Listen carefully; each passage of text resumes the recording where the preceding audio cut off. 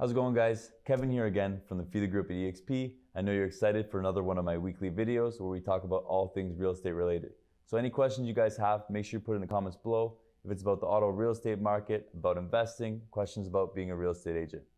And if you haven't done it yet, hit that subscribe button. Make sure you're notified of all my videos in the future. So for this week, as the market starts to shift, I think the perfect topic is how to prepare your home for sale. The crazy sellers market has caused a lot of sellers and agents to be a little bit lazy. By the times of putting your home for sale, just sticking a for sale sign in the yard and putting on an MLS, you're going to get multiple offers are over. I'm starting to see a lot of sellers that have already bought a home that are frustrated that their homes aren't getting the same traction and are taking offers much below what the last home sold for. So if you're thinking of selling your home in the near future, this video is for you. Make sure you watch it to the end. I'm going to give you 7 steps on how to get top dollar for your home regardless of the market. So the first step is going to be all your small maintenance or deferred maintenance issues. These are going to be the things that you might pass by every day without even seeing. They could be holes in your drywall, they could be caulking in the bathroom, they could be clogged gutters. A lot of these things that you won't even notice, but buyers will for sure notice. Take a walk through the house and try to see it in the buyer's eyes. All these minor issues that you might not see anymore are going to stand out to the buyer. They're always going to overestimate the cost of those repairs. So even if it's going to cost you a couple $100 for a contractor to fix, it's going to be worth that investment in the long run. Take the time to organize your stuff. What is it that you want to keep? What is it that you want to sell? What is it that you're going to throw out? And what is it that you're going to donate? When walking through homes with buyers, we're going to notice a significant difference if a home is full of stuff versus when it's been decluttered.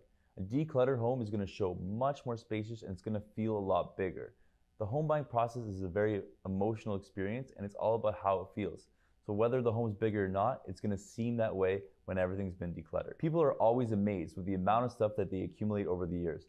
But as much of that stuff that you can get into the garage, attic, or a storage spot is going to help your chances of selling significantly. I've seen buyers pass on absolutely beautiful homes that they felt were too dark when they stepped in. As I mentioned before, it's all about how things feel. And it's a significant impact when you walk into a house and the windows are open and the sun is shining and everything's light and bright. So if you have dark drapes or curtains, dark wall paint, you might want to think about changing that into some lighter colors. Another thing worth mentioning is for showings, you probably want to keep the lights on as much as possible and open all the windows. People's main focuses are the kitchens and bathrooms, so they haven't been updated in over 20 years. It's probably a good investment to put some money there. Other things that can make the house seem outdated are the flooring, the light fixtures, the door handles, or even the electrical outlets. Changing some of these items can be the difference between your house seeming outdated to having that modern feel. Number 5 is going to be curb appeal. It's going to be the first thing that people see online when looking at your home, and it's going to be the first thing that people see when walking up to the house.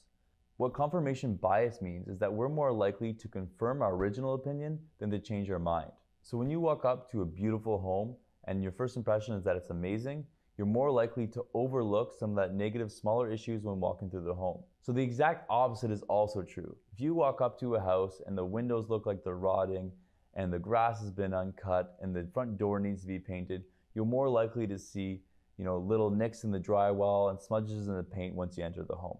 So if your welcome mat is 20 years old, it might be time to get a new one. You want to make sure the grass is always cut, and if you see dirt on the side of the house, a good pressure wash can go a long way. When a buyer walks through your home, they need to be able to envision themselves and their family in that home. If your personal items and family photos everywhere, it can make that a little bit difficult and even awkward, like we're invading your personal space. I like to tell my clients to imagine their home as an Airbnb, where someone can walk in and for the first minute feel at home for the day. All right, so the last step is going to be make sure you hire the right realtor. You want to definitely interview at least 2 to 3 realtors before making that choice. I see too many people hire the first realtor they speak to, and there's going to be a vast difference between what realtors can do and what they can offer you. It's a sad statistic that only 31% of homeowners go back to the realtor they used in the last home transaction. That means 69% of homeowners do not list their home with the agent they used to buy the home with. Things that you want to know are what do they do for marketing, what is their track record, and what type of thing can they guarantee you? Are they just saying something to get your listing, or are they going to be able to come through for you in the end? But this is a topic that I actually want to go more in depth through in the future and make a whole video about questions that you should ask before you hire a realtor. So again, make sure you hit that subscribe button if you want to stay tuned for that video. And please, any other questions you guys have, put in the comments below. Thanks for watching, and I'll see you next week.